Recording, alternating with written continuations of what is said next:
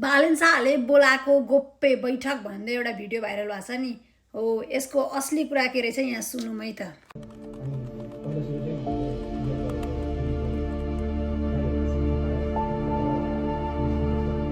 त्यो भिडियो खिच्ने चाहिँ हिमालय टेलिभिजन कर्मी मध्ये चाहिँ एकजना म हुँ। त्यो जुन फुटेज अहिले भाइरल भइरहेको छ त्यो चाहिँ अन्य खालको घटना चाहिँ होइन, त्यो प्रकृति लम्सालकै विषयमा चाहिँ उहाँहरूले गर्नुभएको प्रेस मिट हो।